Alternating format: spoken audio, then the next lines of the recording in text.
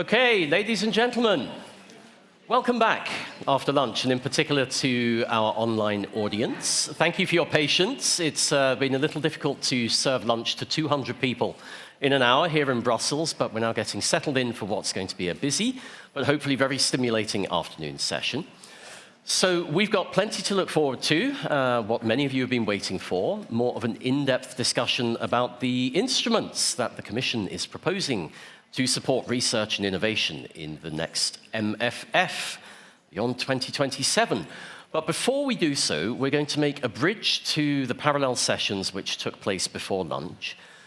And for that, I would like to invite three colleagues from NTNU to come and join me on the stage. They're going to give you punchy, concise, dynamic, groundbreaking, thought-provoking headlines from the sessions that took place.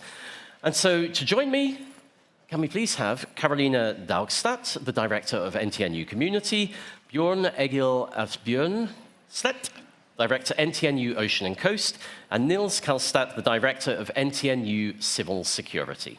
So, a warm welcome, please. There we go. Okay, Carolina, you get to go first. If you want to grab the microphone in front of you, tell us what you heard before lunch. All right, you hear me, everybody? Yes, we had in fact a punchy discussion in the parallel session. And the title of the parallel session, for those who joined the other one, for some reason, I don't know why, but we focused on the title Beyond Democratic Resilience in Digital Society, Challenges and Opportunities. And my two takeaways. And now here comes a list of keywords. Competitiveness, prosperity, economic growth, security, decarbonization, innovation, dual use, defense. These are all crucial keywords. We know them already. Crucial keywords, challenges and opportunities at the same time. So my punchline is that we can't have any of that without a functioning social model, without a functioning democracy that is perceived as a good place to be for people, where people feel included and that they belong, and that they trust the structures that they are part of and that also can take care of them. So that is my first punchline. And then as a result or a consequence of that is my second point, is that in order to create a knowledge society where all these keywords are merged, because that's what we need to do, we really need all hands on deck.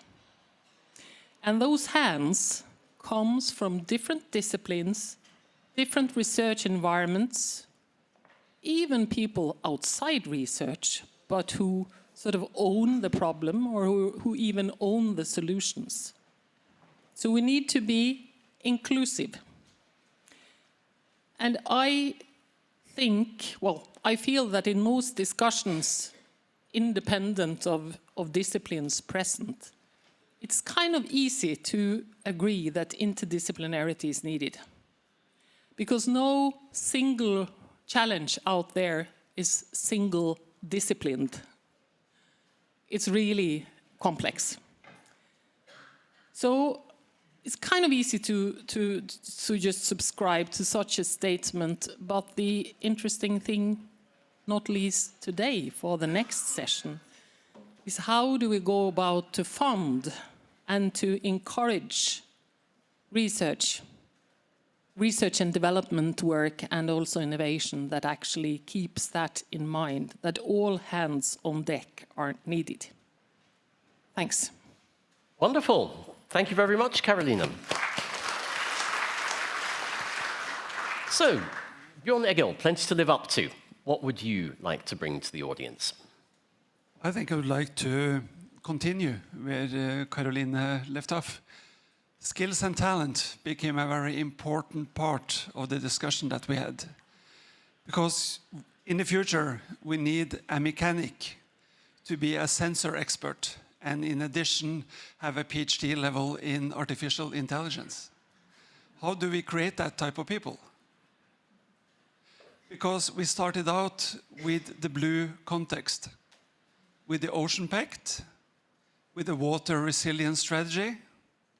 And what we see is that there are very many parallels. It's a lot of the same type of competence that is needed that you find in the blue context. But when we go deeper in, we need people that are able to work in research, in academia, in industry, in governance, and those need to be developed. We also came into how to make this happen. How is the keyword. Going from theory to practice to effect.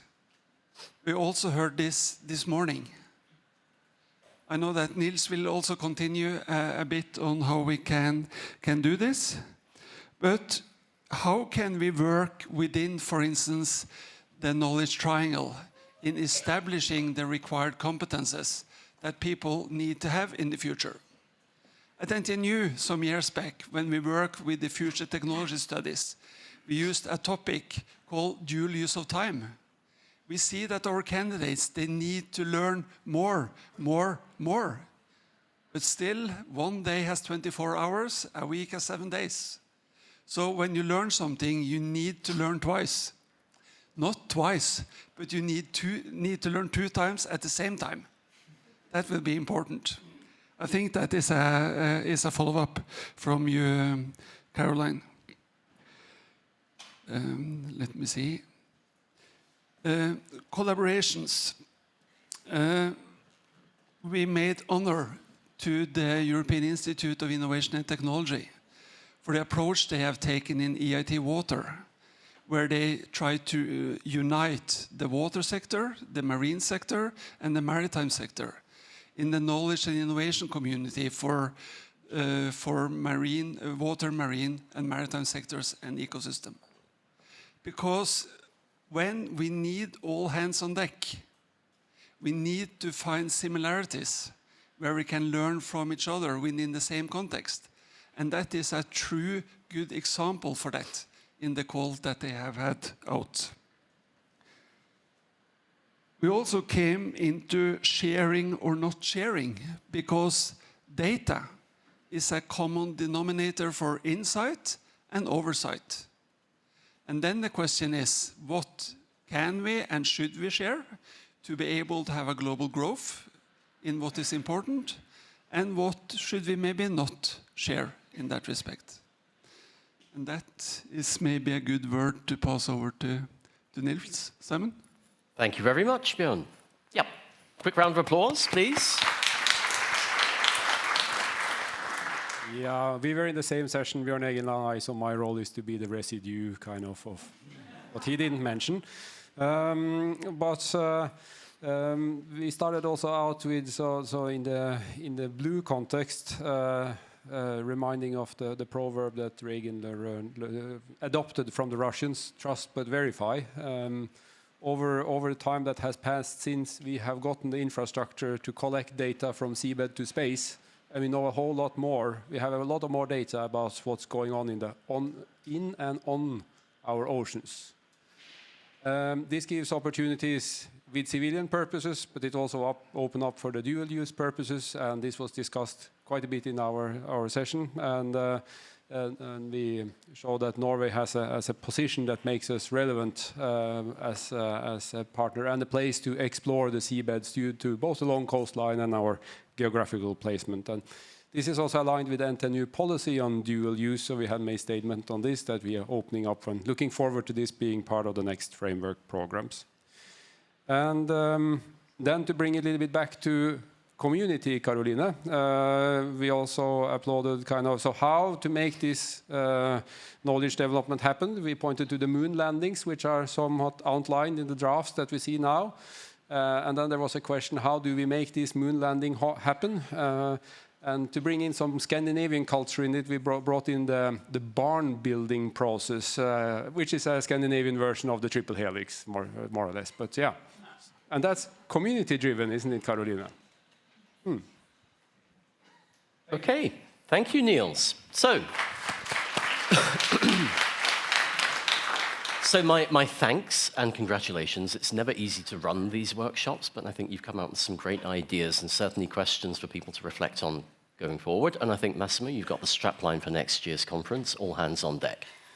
So, if you'd like to retake your seats, we're going to move on with the agenda, but thank you again for bringing this to the stage. And now we're going to see if we can somehow manage to tie these messages in with the bigger picture of FP10 and the instruments to support research and innovation in the years to come. So I'm sure you've read every single page of all of the Commission's proposals, but nonetheless, it's been a couple of months. So before we go to our high-level panel discussion, we're going to hear first from Francisco de la Torre Francia, who's the Deputy Head of Unit for the Common Strategic Planning and Programming Service at DGRTD.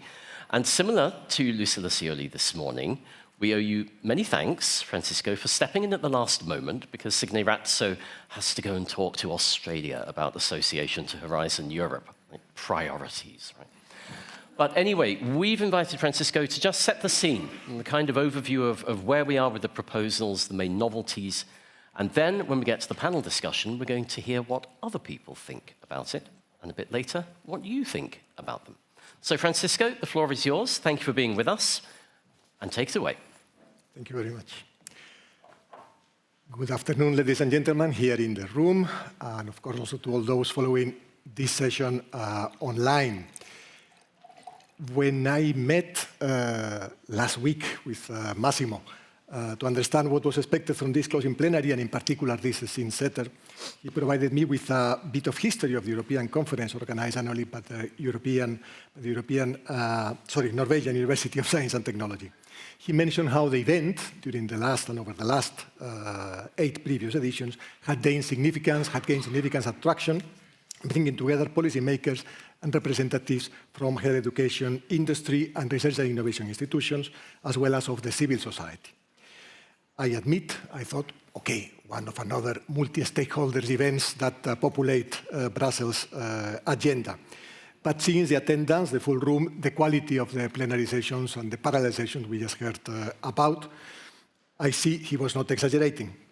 Thank you very much for your invitation, Massimo, and apologies because other more qualified speakers and representatives from the Directorate General of Research and Innovation had conflicting appointments today. And you will have to bear with me for a little while. Thanks very much also to the NTNU, in the persons of its rector, Tor Grande, and vice rector, Toril Negelhus, for facilitating this type of valuable dialogue and exchanges. As an efficient ambassador of his institution, Massimo also gave me some figures of the university, which triggered my interest to learn a bit more about it.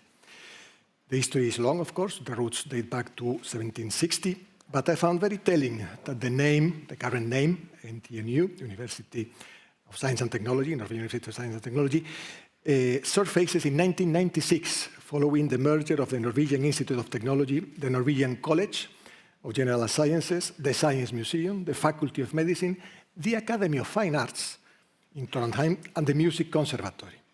This interdisciplinarity is obviously visible in the merger in 1996, can be sensed again in 2016 with the merger of Sir Trøndelag University College, Grevik University College, and also University College. Interdisciplinary collaboration is, as far as the corporate information of the university presents it, one of the priority areas of NTNU, and it is well reflected and embedded in the cross-cutting strategic research areas for the period 24-31. Civil security, I mentioned, the 5, ocean and coasts, community, which was already appearing in the brief, around knowledge for an inclusive and democratic society, energy, health, and life sciences. And interdisciplinarity is what we need to address the challenges Europe is confronted with. Allow me this naive, even unpolished turn, to touch now ground on the topic of this scene setter, the proposals put forward by the Commission for the new Horizon Europe. It is, of course, mission impossible, and I renounce from now to present them in detail in such a short time frame. So I will indeed limit myself to set the scene in a sort of impressionist manner, and I will then eagerly listen to the panelists' reactions as well as yours. So 3 brush strokes for the scene setter, and they come with 3 Bs: balance, budget, and boldness. First B for balance. Elaborating on balance will allow me to confront one of the elephants, several elephants, but I will focus on this one, in the room. Not that we don't love elephants, they are lovely animals, of course.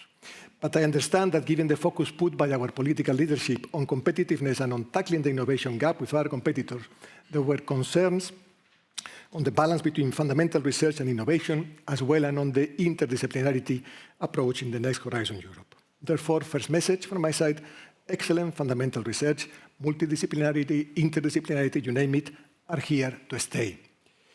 One of the aims of the new Horizon Europe will be, and I quote, to mobilize public and private investments across the full research and innovation chain, from fundamental research to market deployment.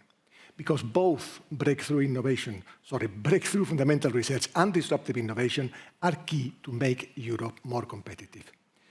Horizon Europe aims to strike such a balance through its very structure, but also via its positioning, its anchoring in the overall context of the MFF proposal. Relating to the program structure first, and this allows me, gives me the opportunity to go very quickly through the main parts, or pillars, if we keep the ancient terminology, parts in the current text of the proposals. So relating to the structure, the significant reinforcement of Pillar 1, excellent science, and the new Pillar 4 reaffirm our commitment to research excellence and mobility, including by attracting top talent, and this throughout also the European research area. A reinforced and expanded European Innovation Council will, under Pillar 3, drive disruptive innovation in domains like quantum, clean tech, and biotech, not through passive selection, but with a proactive scouting of innovation by empowered program managers. Finally, Pillar 4, or Part 2, Pillar 2, Competitiveness and Society, aims to support collaborative research and innovation in areas with high societal impact, with a focus on tackling global societal challenges and boosting EU's competitiveness. Under Pillar 2, activities will be carried out, and I quote from Article 15 of the regulation proposal, in a balanced, and here we go again with a balanced manner, between lower and higher technology readiness levels, thereby covering the whole value chain. And it is under Pillar 2 where we see more clearly the need to put Horizon Europe in the context of the whole proposal for the next MFF, and in particular in relation to the European Competitiveness Fund, to fully grasp the balanced approach towards fundamental research and disruptive innovation. Pillar 2, as you know already, will mirror the structure of the intervention areas in the European Competitiveness Fund and its 4 policy windows: clean transition and industrial decarbonization, health, biotech and agriculture and bioeconomy, digital leadership and resilience and security, defense industry and space. This with the aim of ensuring coherent and seamless support throughout the investment journey, maybe we could say innovation journey also, from basic fundamental research to production deployment, including infrastructure and skill support. This tight link, tight connection, we say now, between the Competitiveness Fund and Horizon Europe will ensure that results from EU-funded research reach the market and contribute to EU's strategic priorities. Such a close connection between the 2 complementary programs would be articulated through coordinated governance mechanisms involving shared and coordinated advisory boards and integrated work programs, common strategic steer, and the famous CCT, the Competitiveness Coordination Tool, will come here. An upcoming communication of the Commission in November should shed more light on how this tool is to work. Common rules as established by the single rule book and the ECF toolbox, while allowing specific rules also for Horizon Europe, such as eligibility, ethics and research criteria, funding rates, specific rules on grants, etc.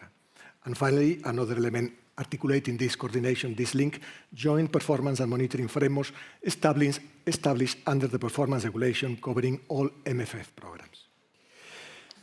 In order to touch on the multidisciplinarity, allow me just to read, quote directly from Article 5 on the horizontal principles of the regulation, The program shall ensure a multidisciplinary approach where appropriate and provide for the integration of social sciences and humanities across all components under the program, including specific calls for proposals on SSH-related topics. I could also quote from Article 15 of the chapter on competitiveness and society, where there is a reference to different disciplines participating, but I will stop there for the sake of brevity. Should we, I wonder, be surprised by the fact that the Next Horizon Europe shows such a clear continuity with its predecessor in what concerns the key role of excellent fundamental research anchored in interdisciplinary approaches? I don't think so, because one could already find the following in Mario Draghi's report, which seemed to be the point of reference for several or many of the initiatives that the Commission is putting forward in the area of research and innovation. I quote from the long part of that report. The EU's efforts to hone its competitive edge need to be guided by European values, which should be further reinforced by its action. These encompass fundamental values, including human rights, the rule of law and democracy, but also values of specific relevance to research and innovation, such as academic freedom and independence, research integrity and ethics, transparency, diversity, inclusion, gender equality, open science, and open access to scientific publications and research data. These values and principles should remain at the core of Europe's approach and constitute the strength of its model of excellence collaborative research. Promoting these values makes Europe a more attractive place for researchers and businesses from around the world. Second B for budget. President von der Leyen had put fundamental research high on the current Commission's political agenda.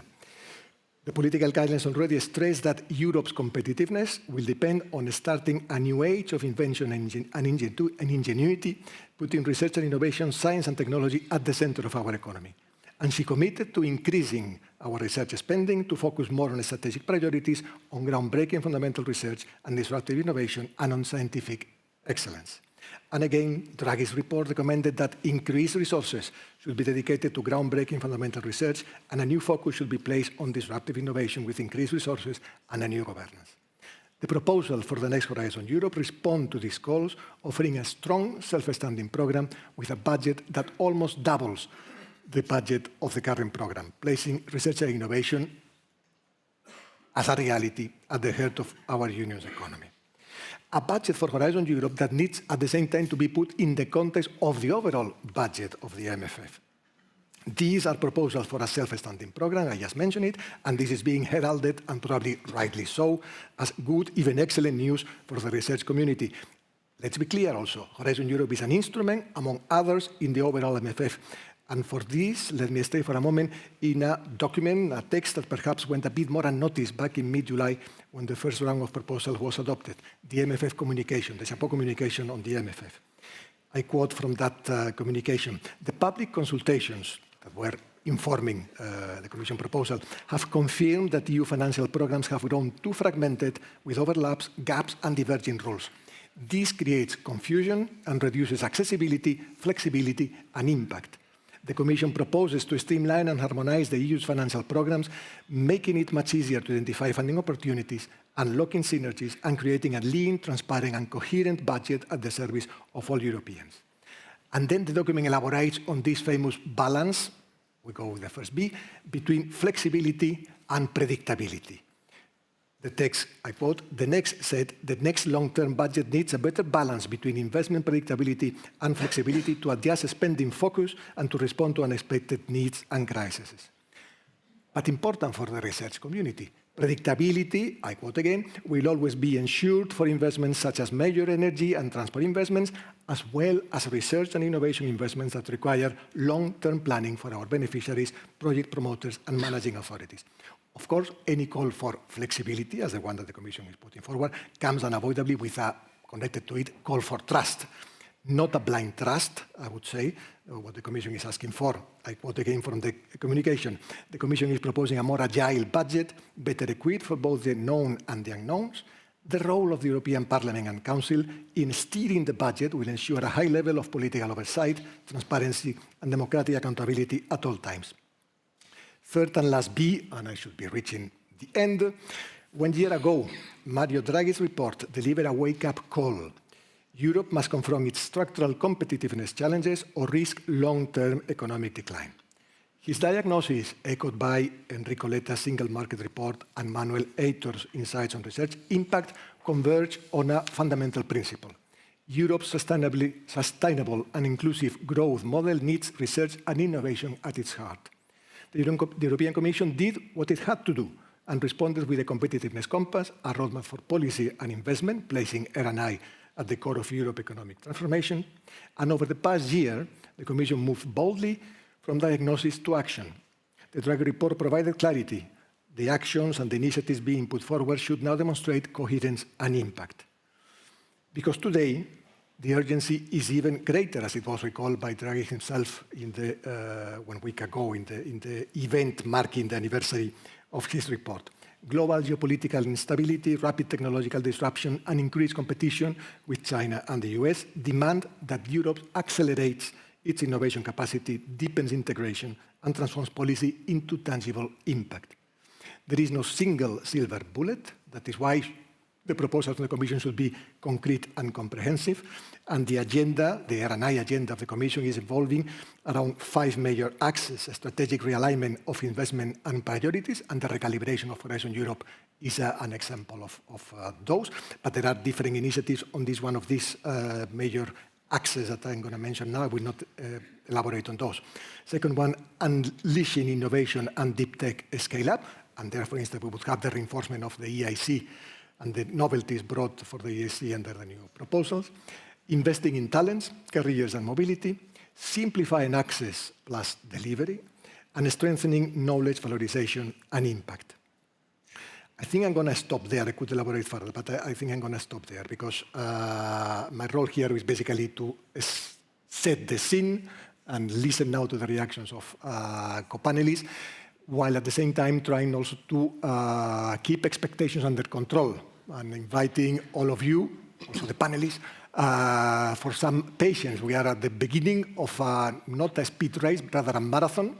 The negotiations formally haven't even started with the Council. The Commission is at the moment of clarifying, presenting the proposal in different rounds in the Research Working Party.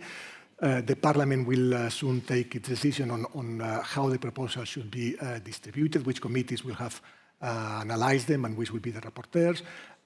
So we're very much at the starting blocks of a sort of marathon.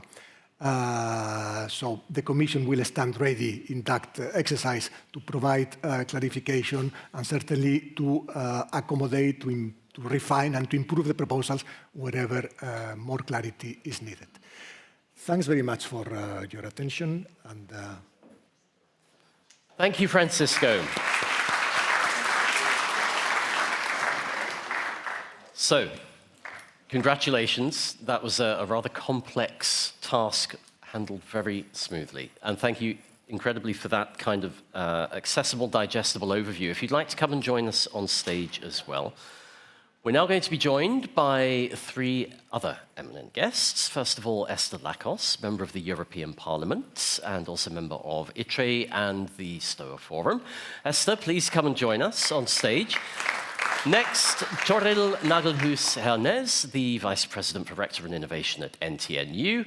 And last but by no means least, Renzo Tomolini, Director of the Brussels office to the Leonardo Group, and I'm sure many of you know from his 30-plus years of working in the Commission, many of them in research and innovation. So thank you very much for being with us. We promised Francisco that you're not going to bite or be too mean to him, but we're going to get the conversations going with your takes on the Commission's proposals. Now, we're going to start with you, Esther. Now, obviously, the Parliament itself does not yet have a formal position, but suffice to say, you've been following developments very closely. So from your personal perspective, what are your main causes for optimism, and where do you have some concerns? Thanks a lot, and it's a very challenging question now, because everybody's reading, studying the proposal, and of course, plenty of questions emerge, and I'm looking at this proposal also a little bit from my former eyes, because I negotiated Horizon Europe back then. So I have plenty of questions. But I just would like to start by saying, from a political point of view, is that the Commission made a sensed proposal, and I look at the proposal also the FP in the wider context. So we should never forget about the European Competitiveness Fund whenever we are discussing Horizon Europe. And I also appreciate that it's a standalone program. Of course, everybody, I think, in this room and in the research community, because we have been fighting for this. And also that we have the budget, as you have praised of one of the Bs, that we have to ensure for R&I. So the Commission has proven that R&I is central for the future. And together, coupled with the ECF, it is for the competitiveness and also for defense. So because these are the two main overarching priorities of this cycle and the next years, of course, due to geopolitics and economical situation. So the FP itself, it's not a revolution, it's an evolution rather, which is good for the potential beneficiaries and applicants, of course, because they are already used to, the program structure. At least, of course, we will have the novelty, the bridge with the ECF. The budget that it has been almost doubled, and of course we have the big winners, the third pillar and the first pillar also got doubled according to the Commission's proposal. So this is very good, I think, in principle, and also that there are some operational novelties, so like the lump sum, how it's being applied more widespreadly, the 7 months time to grant, of course, in need of money. I mean, of course, it helps. And what else that I wrote here? Yeah, the work programs, and that they are less prescriptive course for the future. Widening is there. It's very dear, for my heart, because I'm coming from a widening country. Of course, this is one of the gaps that I also see in the program, but we can go into that later on. And of course, there is some continuity in the international collaboration and association of third countries, although I sense that it's a bit more detailed compared to the present. Where are the loopholes or my main concerns? They very much relate to the links with the ECF, the governance issues, that this is something that we have to really discuss, because it will be core for the future of research and innovation policy as well. So we have a standalone framework program, but we have to have an autonomous or as autonomous framework program as possible, because of the strong tight links with the ECF. But we can dive into that later on.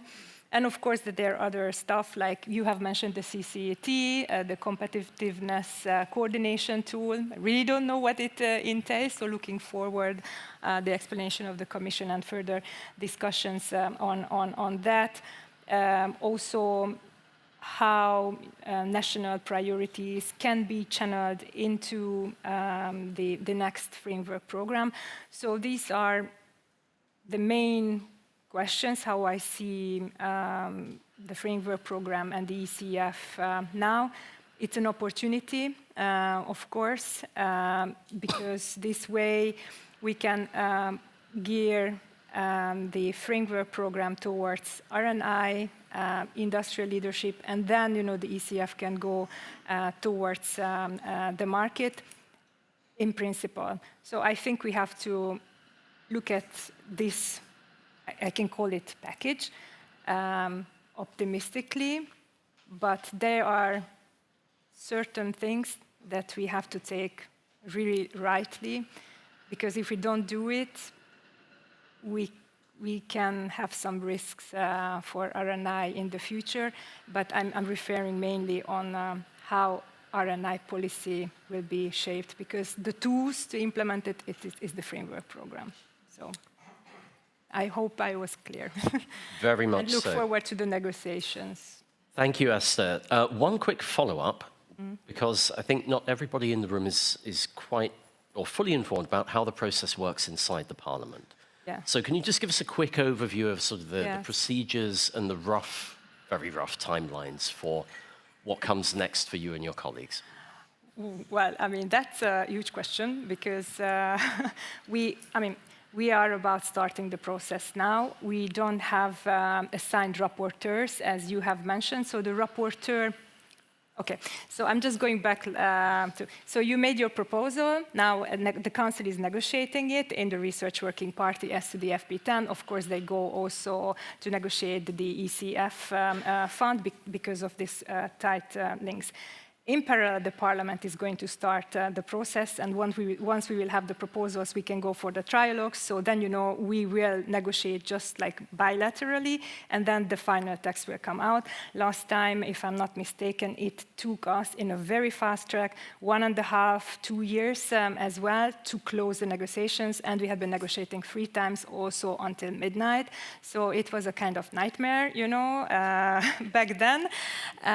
And this time, it will be different, I think, because of the increased complexity of the files. So there will be parallel processes and, of course, coordination. Now, who is going to be the leader of the single files within the Parliament? It is subject of the coordinator's decision, and it's also there is also a system within the political party families to whom the different files are assigned to. So, I mean, if political group X gets ECF, very likely another one is going to get Horizon Europe. I'm a bit speculating, but this is my expectation. This decision has to be taken soon because we cannot, allow ourselves to not to move on. And we will, of course, always watch out the process, the speed, how the Council is going on. And last term, the Parliament pressured a lot, the Council to have speedy negotiations. But of course, researchers, applicants, they expect that in 2028, at the beginning, there will be a program, and then, it doesn't mean that you have to have a program, you have to have the work plans by then, so we have even less time, if we want to be ready. Okay, but it's still a marathon, whichever way we look at it. Yeah. Yeah. Okay, thank you for that, Esther. Now, let's hear what the worlds of research and industry think about this. Todil, let's start with you. From the perspective of NTNU and the various communities, partnerships, and networks that you're involved in, are you encouraged? Is FP10 fit for purpose in the context of the political and strategic framework that we discussed earlier this morning? Think it's going to help us meet our objectives, and you think it's going to really deliver for R&I and President von der Leyen's commitment to putting it at the heart of our society and economy? Yes, that's we need to wait and see a little bit, I think. But first, I just want to say that, NTNU is one of the universities participating the most in the European project. So we're following now the process very, very closely. And I think, and I also hear, that there are still possibilities for input. And that I am very satisfied with. And I also think that a lot of the input from today's conference might be useful as well. Well, you mentioned the bees, Francisco, and I would just like to start with the budget, because what I'm very satisfied with is that we really put research, competence, skills in the core center of the program coming. And I'm very satisfied with that, but I'm also a little bit worried that the budget will be negotiated down instead of actually increasing the budget. And as you know, starting with 120 billion and then going down, you need to still go on to really make sure that the budget will be large enough. So that's my first kind of mission. The other thing I would like to emphasize is that I've now been working as a prorector for first for innovation for 8 years. And now I'm pro-rector for both research and innovation. And all this period, I've been very focused and also interested in how to bridge excellence of research and innovation. And in my view, competitiveness is about this. In order to be competitive, you need to be on the forefront of research and excellency. And that's also, I hope, and I also hear, is in the focus of the coming framework program.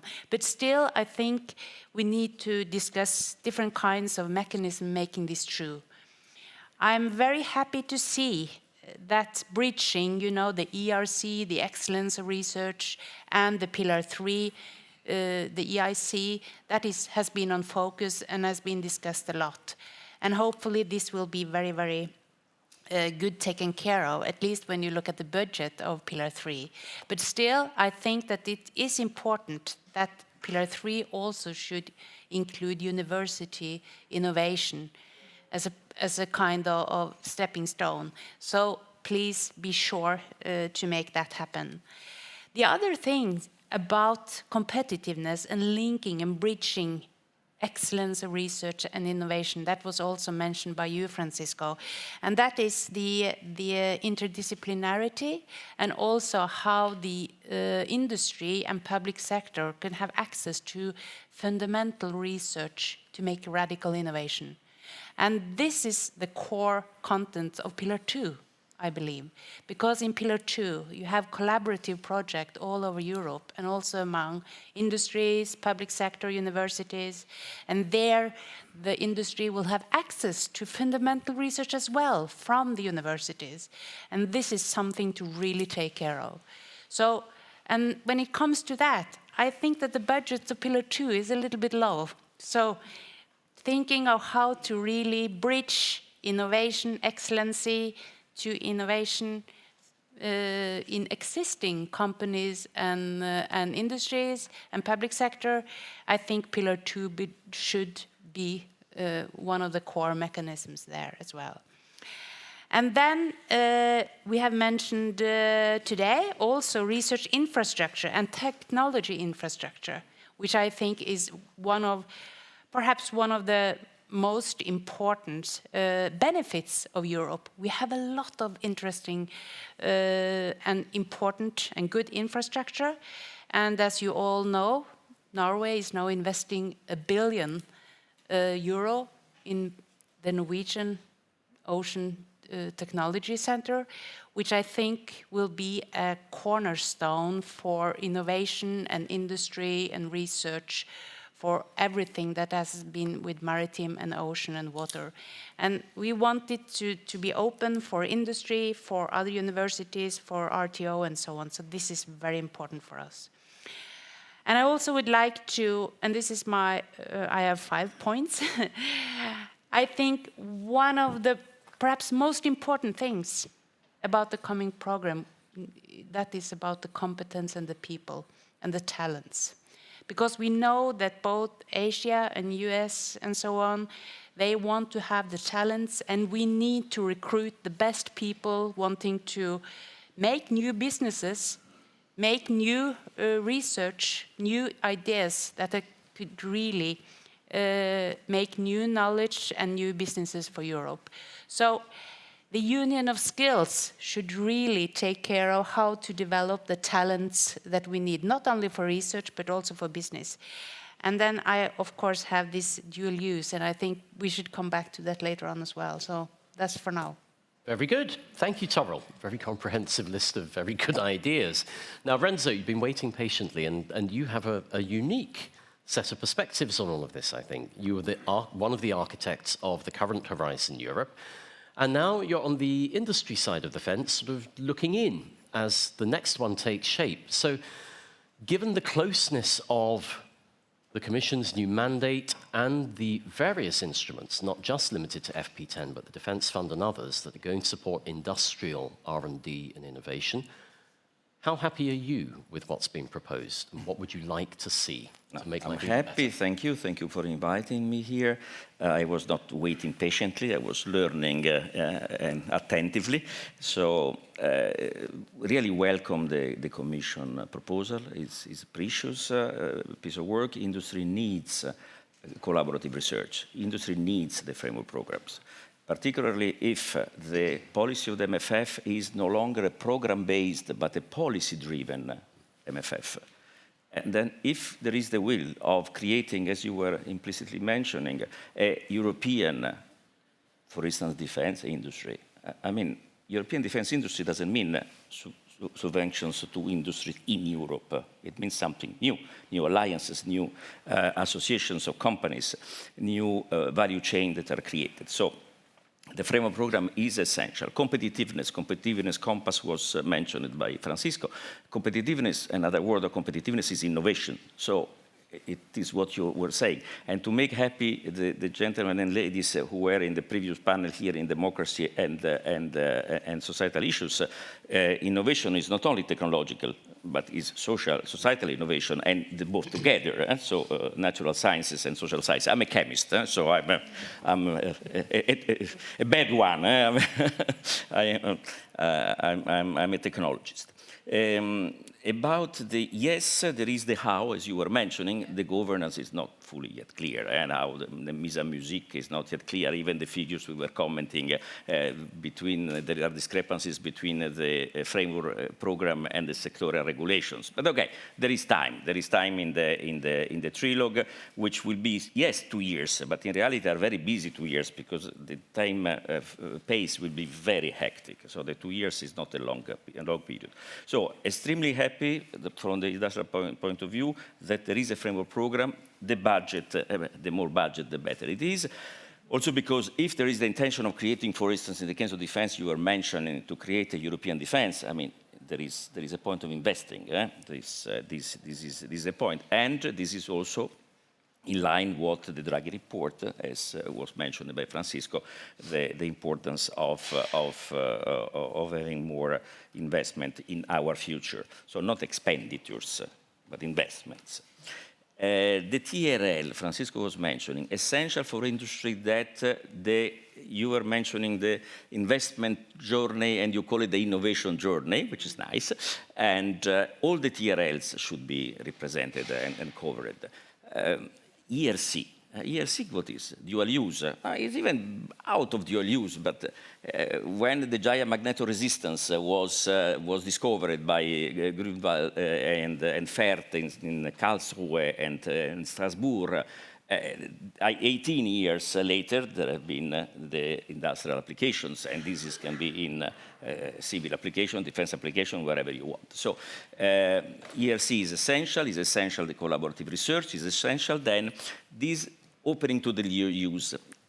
Attention, because under the control of the gentleman before, when we go to higher TRL, so more than 5, let's say, probably cannot be together. Right? What is today the ADF and what is today the framework program Horizon Europe, maybe they should have some differences because the certification for defense equipment is different than the certification for other appliances.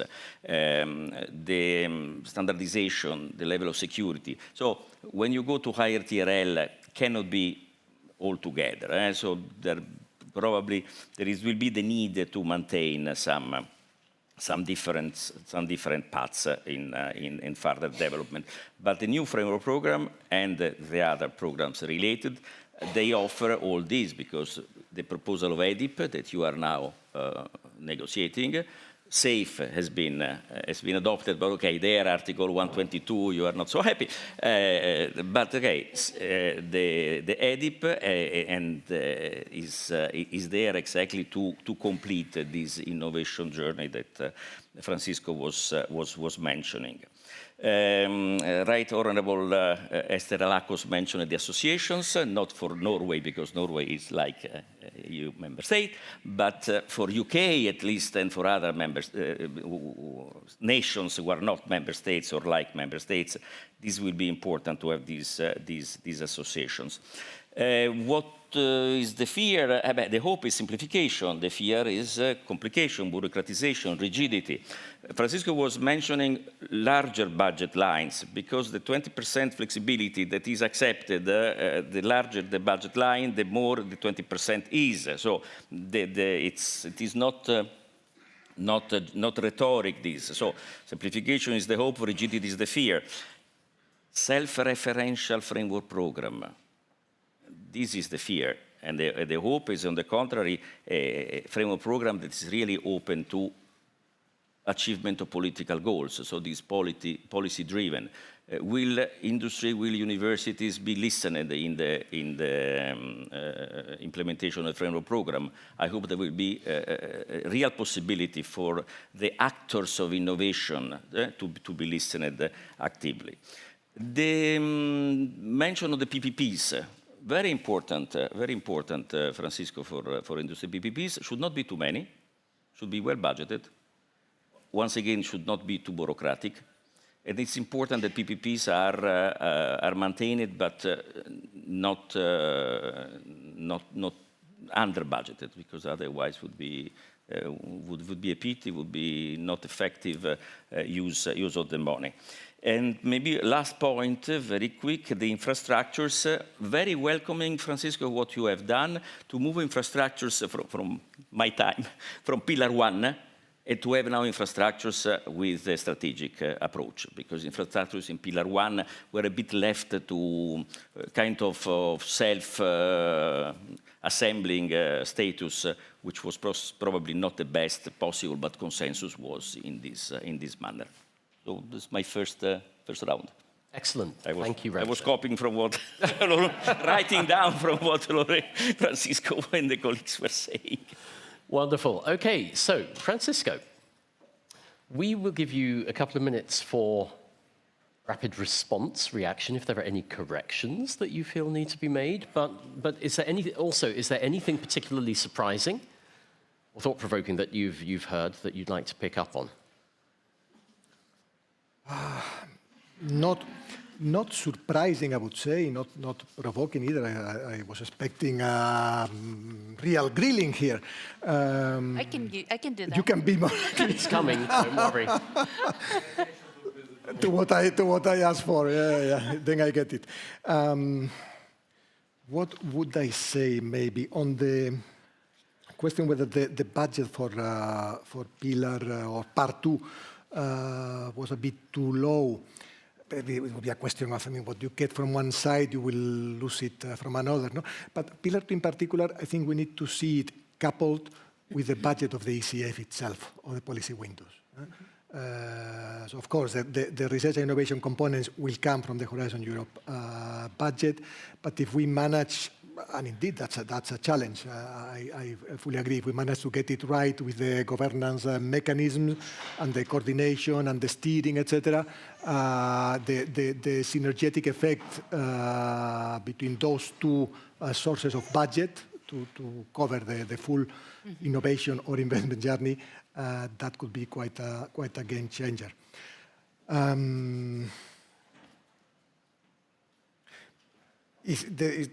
Tori was mentioning, there is a risk that it will be negotiated down. We don't know. We know from past experience that we count on the Parliament to defend the proposal. If ideally it could be increased, even better, no? But let's aim at keeping it at what it is, at least. That's for sure.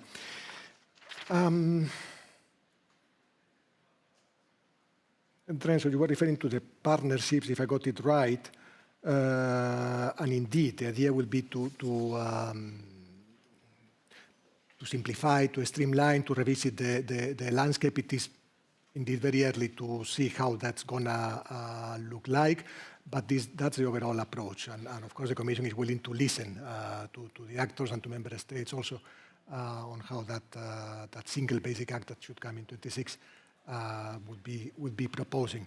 But the idea is indeed going for that simplification and increasing the impact, and as much as possible trying to commit the investment from the industry on those.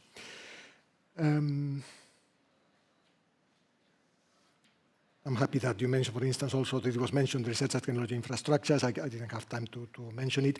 Maybe it's a question of sometimes of a cosmetic presentation where you place it in a part or another of the program, but it's true that there is a message behind bringing it under the European research area, giving it that strategic. It's true that they also play a key role concerning the excellence of research. You know, researchers need access to those infrastructures, and we need excellent infrastructures also.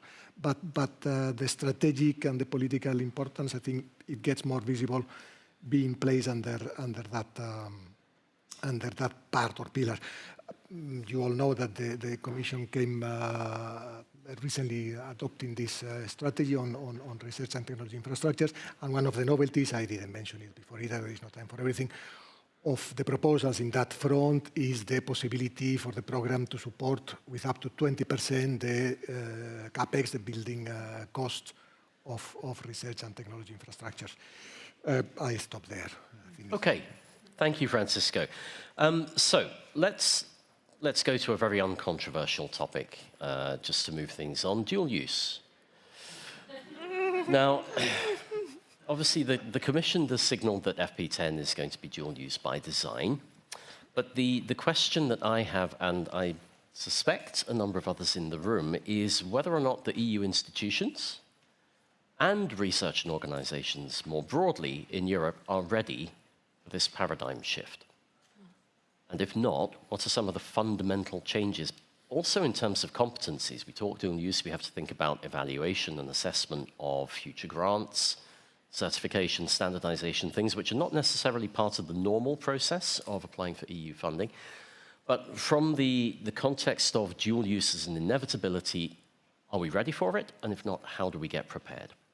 Maybe Esther, would you like to go first? Yeah, I don't, because last week in the R&I Days, that was one of the topics of the panel where I participated in. And indeed, that's a huge novelty. And of course, we have to get used to this because, I mean, in the past 40 years in the FP, it was not used at all. And I remember during the negotiations, it was a total red flag. So, I mean, I think 1 or 2 member states mentioned it once or twice, and there was resistance, but things have changed since then.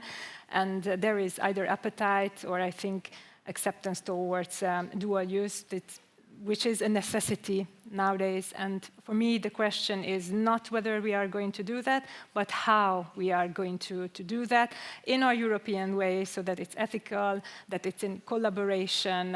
Of course, the international collaboration, I mean it as well, and that it serves our purposes for credible deterrence. So it's like for peace. So I would like to frame it and to have this as a caveat. Now, of course, you know, those that they have never done something, and maybe it's also in the university statutes that you do only civil research, they can have concerns, but I think here it comes, you know, how we are going to bring closer, you know, to RPOs, universities, this topic, and how we will frame also the rules that I learned only like recently from evidence that basically, it's the EU has the highest ethical standards in R&I, globally speaking. So we can really capitalize on this, and also to mitigate certain fears that they come, for instance, from this strain. But for me, it's really not an issue anymore. The US has been doing it for decades. China is doing that, the military-civilian fusion as well. Japan is doing that, and we should do that. It's imperative. I think many would argue we have been doing it.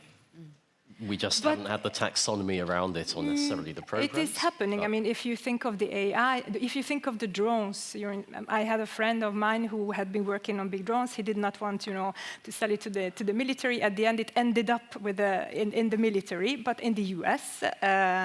And it was, an unmanned vehicle, so a drone. But AI, we have horizontal technologies, and you want it or not, it is also happening. So it's better to frame the rules, to see when you go, for the military, to have the rules clear, and also such rules that will enable us, that we are really able to defend ourselves, so we have no restrictions for use of certain goods, and also not to be restricted in our exports once we will be capable to do that. So we have to grab again the rules, right? But I think Renzo knows even more on this coming from Leonardo. Okay, Renzo, would you like to immediately pick up on that, and then we'll hear from What Tara. Esther said is totally correct. You said everything. The level of the TRL is a discriminant, because there is the issue, I say, that the lower TRL is not the point. When you have a drone, if it is an armed drone, no, this is something, of course, that goes into another category. And so this is the issue. You say correctly, other nations do it, and why shouldn't we? However, from the university point of view, and this is something I know that exists, but I cannot expand on this. There are in Europe many universities who have a regulation, self-given regulation, that they will never work in research activities with possible defense applications or whatever. And this is a point that you should, as university, check with your confrère and your colleagues across Europe. I was mentioning, because you also were mentioning, Simon, the point of the sensitivity and security of information that is needed. So it's important that the dual use, there is no longer, and Manuel knows very well, that it's no longer forbidden the famous exclusive civil application. We know in the past 2 framework programs how the Parliament has been vocal. In the Commission proposed civil application, and the Parliament wanted to put exclusive civil application. So this is no longer the truth. Is by design the new framework program as a dual use possibility. At the moment that you go to industrializing, so the level, because as we say again, innovation journey, investment journey from ERC to framework program to European Institute of Technology, Innovation Council, EDIP, SAFE, that is then national money. So you have all the different TRLs. In all these, when you go to the industrialization phase, there should be some attention. So the political masters should think about this, because I would be surprised that everybody can develop whatever. We have already the concept of the biologists in the garage and things like this, but then so you have to have attention when you spend public money in this. So this is the point. So very happy, but the moment you go to industrialization, there are rules that are a little bit more delicate to be followed when you go to defense applications. Not something to be rushed. We thought thoroughly. Thought through thoroughly, indeed. Okay, well, Toril, NTNU came out with a position very much in favour of dual use. Yes. So you guys seem to be good to go, but do you think the research sector as a whole is? Well, I must just say that where we were one of the universities actually answered to the commissions on dual use. And I think one of the reasons is also that we see that so much of what we're doing, we are a technical university, University of Science and Technology, so we do a lot on critical technologies that already has a dual use potential. And you mentioned drone technology. We have students that has commercialized drone, but they are traveling with blood samples between hospitals. So the same drones can actually be used for various purposes. So it's not only about TRL, it's also about how being used. The drones can be completely finished with a very high TRL level. So I think it's it's always a discussion on how we work with the different kinds of technologies and what are they being used for. And I just want to say that it is important that Europe has control of critical technologies ourselves here in Europe. We cannot leave the knowledge, the competence of AI, of quantum technologies, of all these biotechnology, to leave that for other, continents. So we need to have competence, we need to have technologies, and then we should, of course, always discuss how we use it.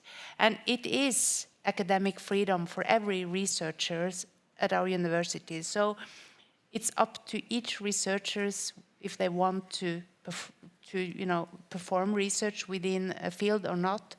So I think that is important, but we also have a government that have a kind of frame of what we are expected to deliver. So that is also something that we need to relate to when we talk about dual use. Very good, thank you. Now, I've got one more question for the panel, and then we're going to take a couple of questions from the audience before we hand over to Manuel, with a resplendent beard, by the way. Congratulations. Done very well over the summer. Oh, you're too kind. I can also, grill Francesco a little bit if he wants to be grilled about the competitiveness fund. Yes, well, we're going to open my mouth. Yeah, we're going to try to squeeze that in. I think it will also come up in questions. But so the other thing I just wanted to mention is, we've had various references and observations earlier today that we're in a kind of new paradigm. I mean, you mentioned the shift to the policy-driven rather than the program-driven MFF. The competitiveness agenda, it's a crossroads, Europe's moment of truth. If we don't get it right, long-term decline awaits. And then we have the competitiveness fund and FP10 and all the instruments underneath it. But around this, and arguably around the Draghi report as well, there's this sort of narrative that's a bit gloomy that we don't have that many assets and we're not very good at this. But we do have considerable assets that have been built up through different framework programs and beyond over the years. And I'm thinking in particular of the EIT, of widening, of Eureka, of cost, and so forth. And a number of these are not actually visible in the Commission's proposals for FP10. So I wonder, is there a concern that we kind of forget what we have in the pursuit of something new? And if yes, what would you like to see extended or continued? And the partnerships model would also be part of this, I guess, under the future pillar 2. So, Esther, Toril, Renzo will give you the first word, then for Francisco for reflection. And so, would you like to go first? Okay. You can do it first. Yes, thank you. Basically, all that you have mentioned, and I was missing them. Of course, one of the first things, being a Hungarian, is that I'm checking where is the EIT, and it was nowhere in the text. And I think if we had invested so much in a body and in this instrument, so the KICs as partnerships, we should really consider their achievements based on facts. For instance, I was pleasantly surprised when I heard about the 5.6 leverage, which is one of the highest, according to the midterm evaluation of Horizon Europe.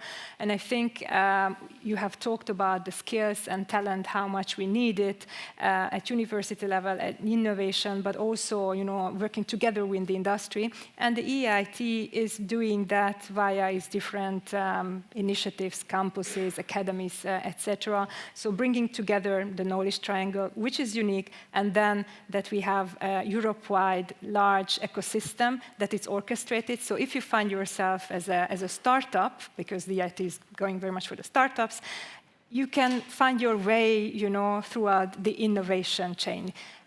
So it is really an ecosystem, and then you can take advantage out of it. Then we have Eureka that I would like to mention. Member states like it very much. And the Commission always forgets about Eureka. It was the last time like this. So I expect that they will come back. But and a great platform for international cooperation. yes, of course. I mean, it's a great tool. Exactly.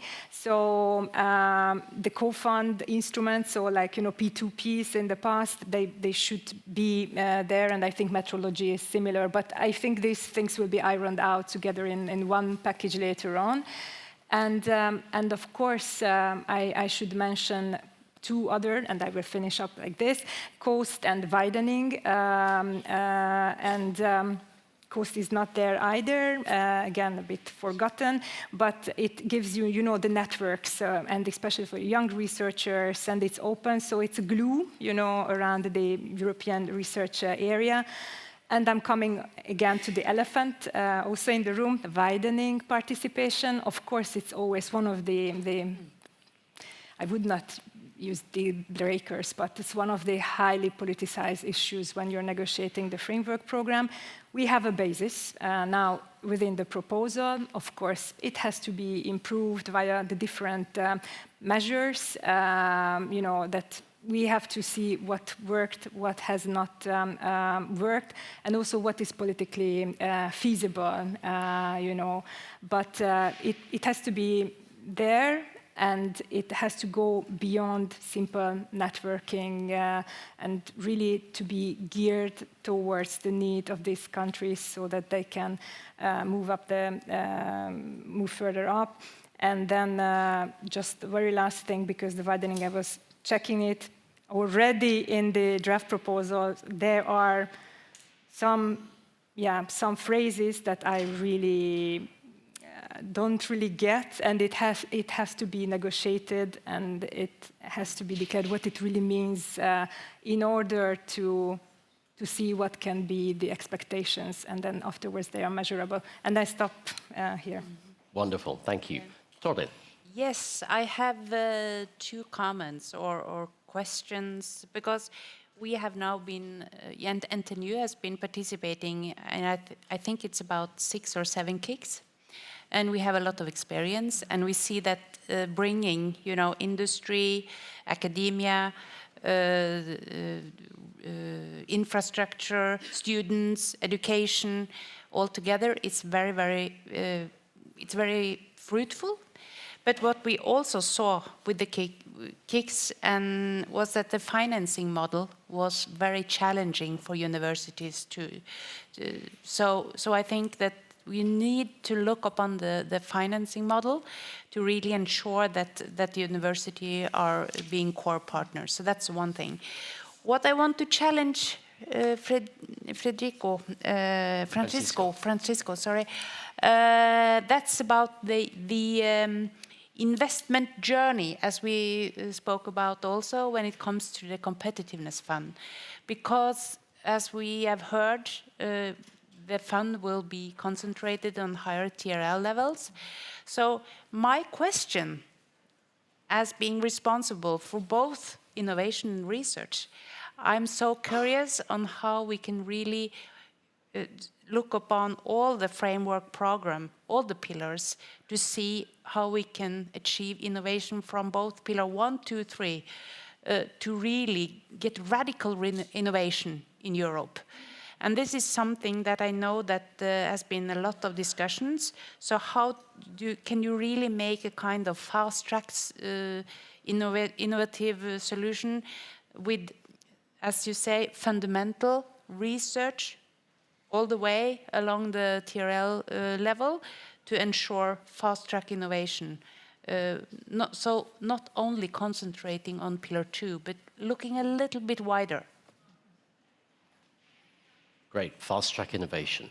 Fast-track innovation from all the pillars Very in good. the coming framework program. Renzo, is there anything you'd like to add on this question? Only one bullet point. Retention.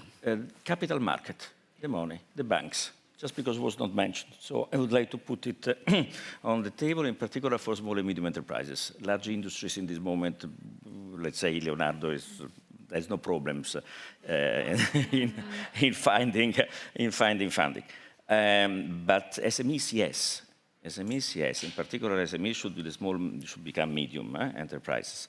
And in EDIP, for instance, there is the point of the famous 65% by European, 35% maximum can come from outside Europe. But how can SMEs know what they do? How can we, as a large industry, know what SMEs in reality are delivering to us? So the point is the fact of the capital market. The point is the fact of the funding, and so that's an issue. And I don't mention even when we want to work with Ukraine, because this is another chapter that of course complicates the thing. Maybe if I say one, but another bullet point: global gateway. I was mentioning associations, UK, not a point for Norway, for other countries, but global gateway and Africa, India, and other countries. Once again, policy-driven MFF. If I may say something with a smile, it's a Ferrari in the garage. So it's really a very powerful tool that up to now maybe has more room for deployment. Lovely. So Ferrari in the garage. Another snippet that we're going to borrow, or unless you've trademarked it, in which case we'll I invent. Okay, so Francisco, let's play these back to you. How much time do you give me? Well, actually, now I'm looking, we have about 5 minutes. So with apologies to the audience, I think we're going to wrap up because I'm sure Manuel has somewhere to be a little later. But some first thoughts, and I guess the framing question as well, which we didn't get to discuss in depth, unfortunately, is around the pathways to this joint governance and coordination model between the Competitiveness Fund and the Framework Programme, and I think particularly around collaborative R&D. So how to ensure that this is a smooth process that doesn't lead to, I think, what did you reference? It was complication. Bureaucratization, yes, rigidity. Yeah. But on the other points around EIT and the existing instruments, how is this playing out in some of the internal discussions and thinking at Commission level at the moment?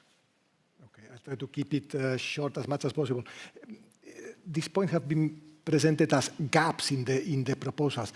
You may have seen a clear difference between the proposals for the current framework program, Horizon Europe 21-27, and the next one, in the sense that these ones are much leaner, much thinner, more streamlined.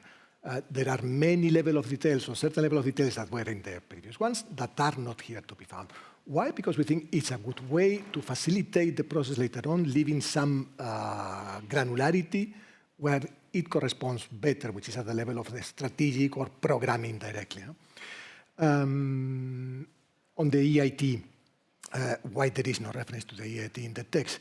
Because the Commission didn't want to preempt what it has to come up with in 2026, which is a revision of the legal basis of the EIT. It would have been too early to say anything at the moment of these proposals coming out, when next year the revision has to be. The EIT was certainly part of the midterm evaluation of Horizon Europe.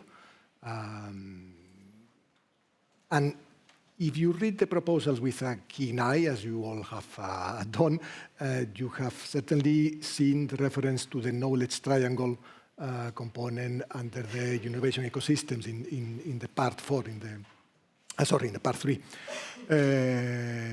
And under that reference, one of the first things that comes to mind is certainly the type of activities being developed by the knowledge and innovation communities, by the KICs. So without preempting the future review of the legislation, the Commission, I believe, wanted to make sure that what is already being done finds also a hook in the text of the proposal that is reflected there, that it can accommodate it, if you want it like that.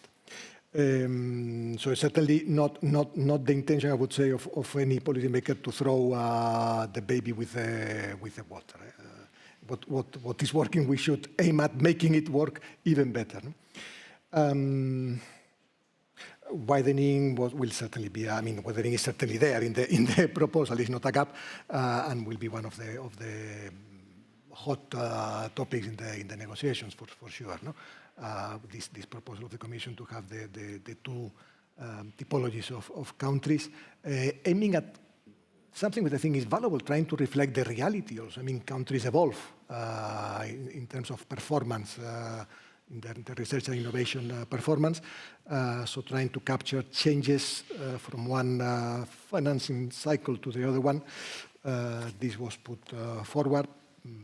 Voila, negotiations come in and maybe things need to be refined or improved there to be seen. On the investment journey and the ECF and the need to have the whole framework program in how to say, joining this aim of having a seamless process, that's certainly the intention. That's certainly the intention.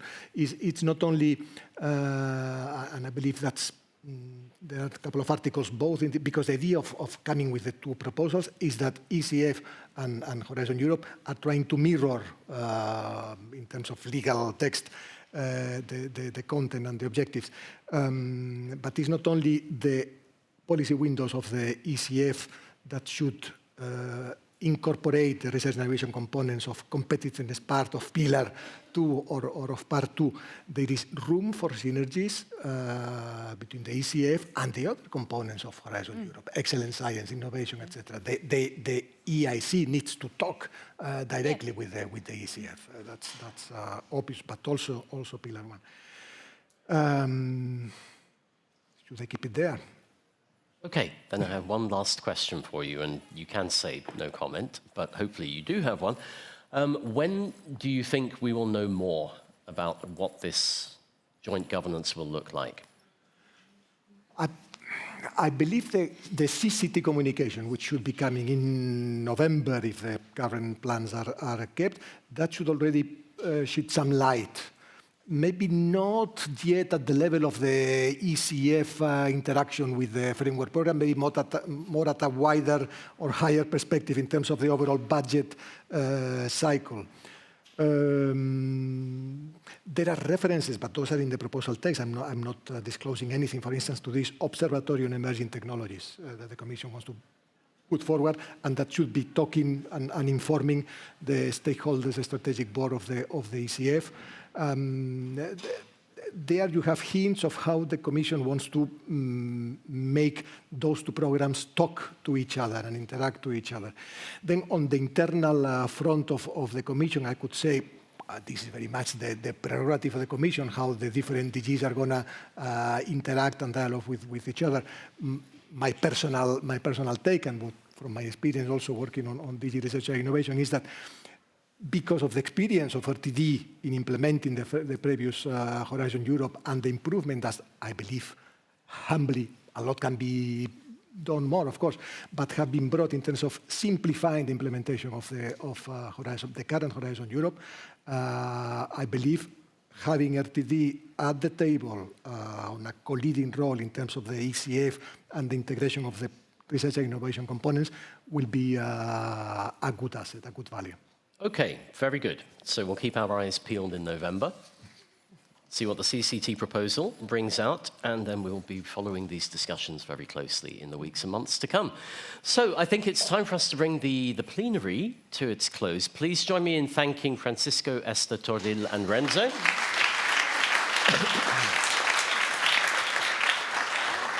And now, oh, sorry, we do have, the hosts have a couple of little offerings for you to take away. More to nibble, I think, Renzo, as opposed to drink. But now it's time for the closing reflections of this NTNU European Conference. And for that, very pleased to welcome Manuel Alexiu from the Cabinet of Commissioner Zaharieva. Manuel, thank you for being with us. Very busy times, but we're going to leave the floor to you at the podium to send us off with great inspiration and hope in our hearts. So thank you for being with us, and the floor is yours. Thank you very much. Is this working? Yes.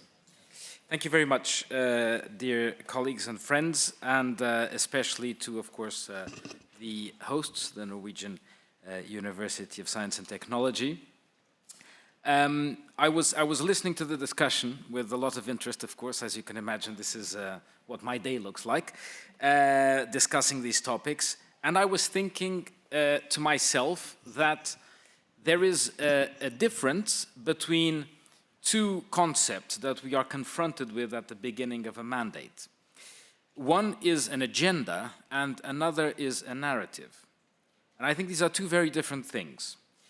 At the beginning of this mandate, we had an agenda. We had a very clear agenda. You all saw the mission letters. You all read, of course, in great detail the Draghi report and the Letter report and the Eitor report. So we knew perfectly well, and we know perfectly well what we have to do in terms of what we need to propose, what we need to organize, etc. But what is our narrative? And if I think back to, 10 years ago or more, when the then Commissioner Carlos Moedas started his mandate, you remember that he took a little bit of time to come up with a narrative, but eventually he came up with the 3 O's: open science, open innovation, and open to the world, not necessarily in this order. And I think, looking back at these last 9 months, I think we've come up with our own narrative, in part thanks to our good friend Manuel Eitor and his report, which is about choosing Europe. And to me, this has emerged as the defining narrative for the R&I agenda and for the R&I policy. And this applies to many of the things that we've heard here today, certainly in this last panel. What do I mean by this? I think everything that we're doing, and just a short parenthesis about being optimistic, as we just heard, I'm very optimistic because I do think we have a very positive agenda. I think everything that we're doing is about making Europe the best place, the best possible place for research and innovation in Europe, for researchers, for innovators. And of course, there's a lot to do, and there will always be a lot to do. This will never be finished, of course. But I think this has to be our defining objective. And indeed our narrative. It is about choosing Europe. And this is why we have been putting in place several policies and we have been developing several policies. And I will mention a few that are there and a few that are still being developed. Notably the Startup and Scale-Up strategy, which is, of course, a new approach. And there I would highlight in particular the Scale-Up Europe Fund that we are developing right now. And this is about mobilizing private investment for a major scale-up fund.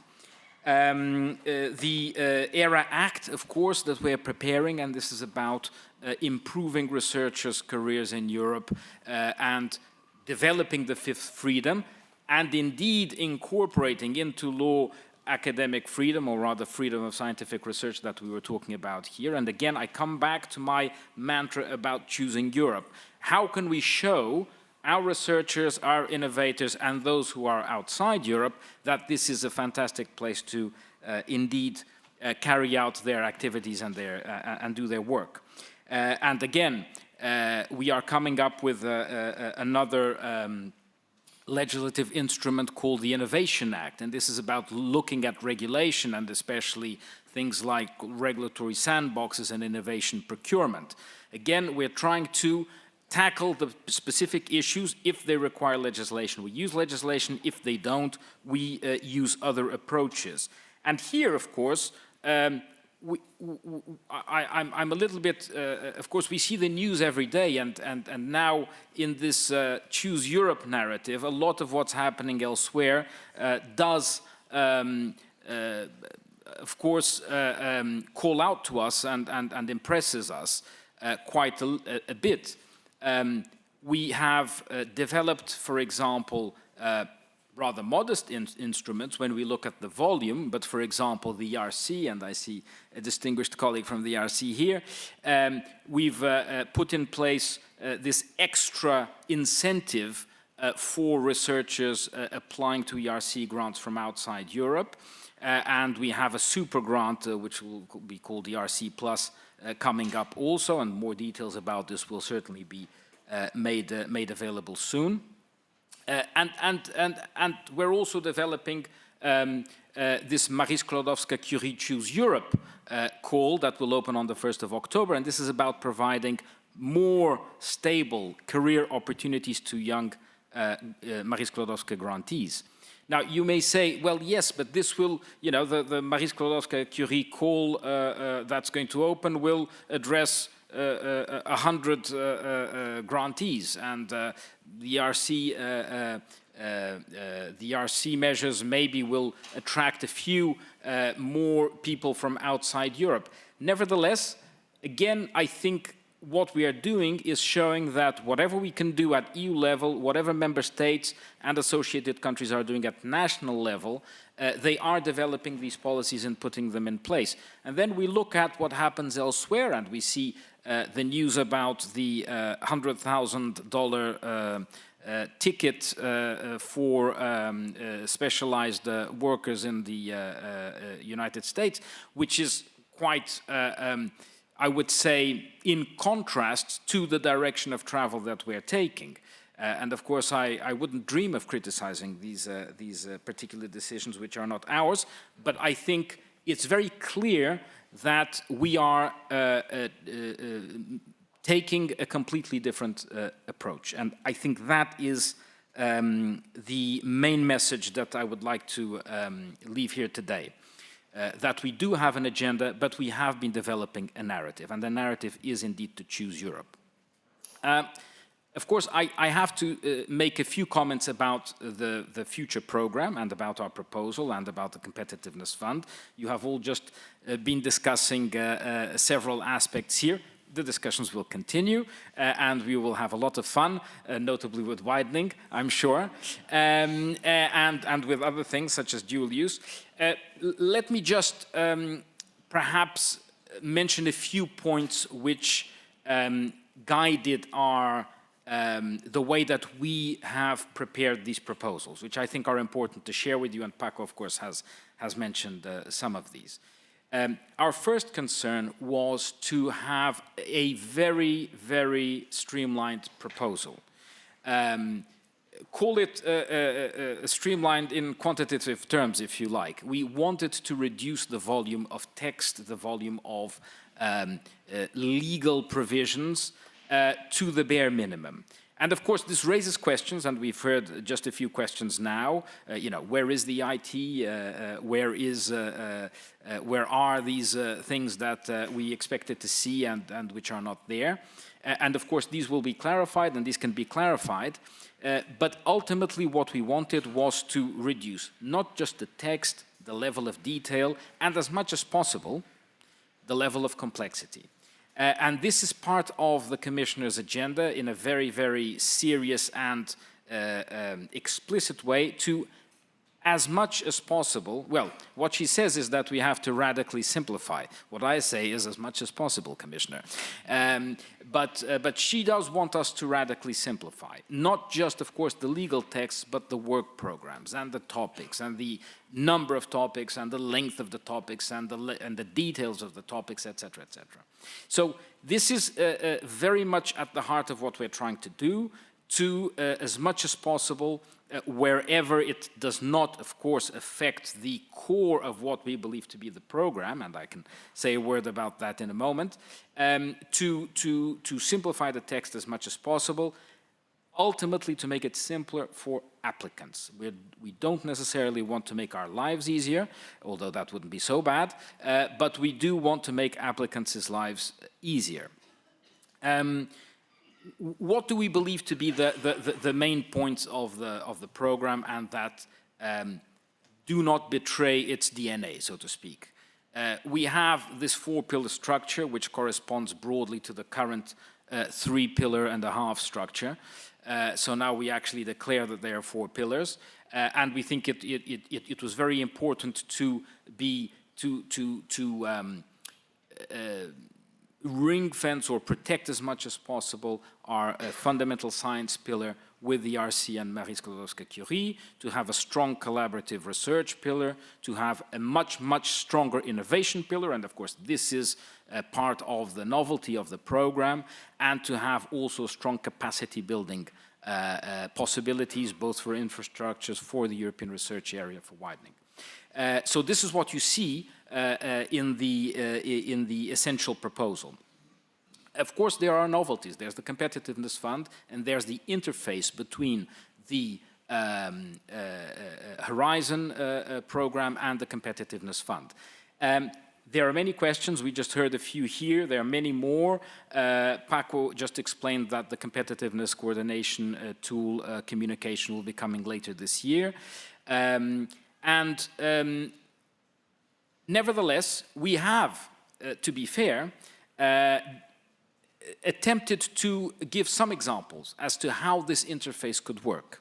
And what you see there in the explanatory memorandum, granted it's not in the legal text because we didn't want to overburden with detail the legal text, but in the explanatory memorandum we tried to give a few examples of how, through these suggested moonshots, we could articulate the Competitiveness Fund and the second pillar of Horizon Europe. And I agree with the comments that were made here.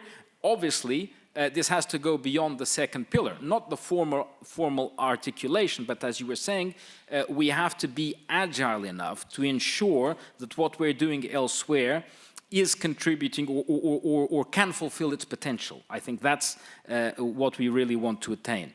We do that already today, somewhat informally and tentatively, and of course the lesson is that we have to do that better for the future. One last comment about our proposals, and that is about dual use. I entirely subscribe what was said here. I think dual use, as we saw, by the way, in the Heitor report, it's his last recommendation, right, is a little bit of a misleading narrative today. Do we really believe that we don't fund any dual use? I don't think any of us does. So I think it's important to do this in a more open and in a more explicit and targeted way.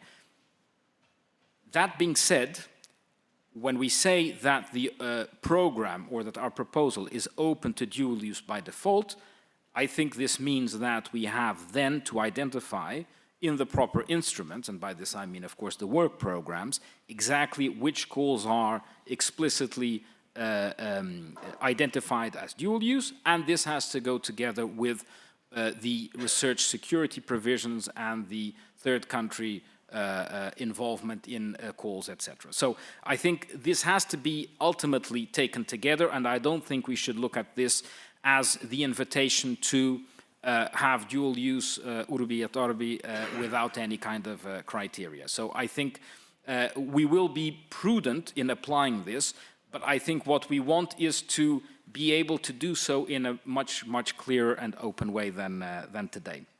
So maybe just to conclude by saying that indeed I'm very optimistic, the Commissioner is very optimistic, we are determined, we have a very clear agenda, and I think that she would not entirely disagree with me if I say that what we are trying to achieve ultimately is indeed that Europe becomes the best place for doing what we all do, not me, you, of course, and for research and innovation, and that our researchers and others out there do choose Europe for carrying out their work.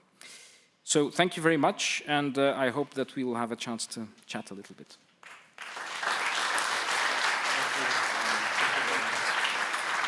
There is a gift for you. There is a gift for you that is waiting for you in the corner. The cost is less than 50 euros, so you can accept it. So I think it has been a mid-long day, because we are still in the middle of the working day of Brussels, so you still have the possibility to produce, going back to your offices if you want. I have just the honor to close the conference, and I would like that to share with you some final highlighting. So, first of all, a big thank you to all of you which have remained here until the end. You're many, meaning that probably what we have proposed to you was of interest, and we are very happy that we found the right way to give you the right narrative to keep you in the room as of now. A big thank you also to the moderators that took the load of animating it, Simon, that I think escaped, but yeah, because he was having, I suspect, another moderation, but probably will hear that I have thanked him, and also Gabi Lombardo, Eric Sivestren, and Bjorn Egil, and also Niels. And last but not least, I would like also to thank Mikey and the team at Residence Palace. If everything worked correctly, it was because we had a fantastic professional team behind us. And also Johan and the NEP tech team, Michael and Eve of Shoe of Bruxelles. If you have eaten, if you have survived to the day, it's also because they produce a good food. And to close, behind every good event and behind every general, there is a team. And I think that is important to highlight the NTNU organizing committee, Bjorn Egil Asbjørnsnet, Caroline Daugstad, Kaja Istad, Niels Kastad, Andreas Sartori, Nina Elisabeth Sindre, and Reinveig Telman Storing, which contributed in setting up and discussing the program. And I would like to invite on stage the fantastic support team. So I would like to have Kaja and Alexandra and Solveig, because I think that if everything went very smooth today,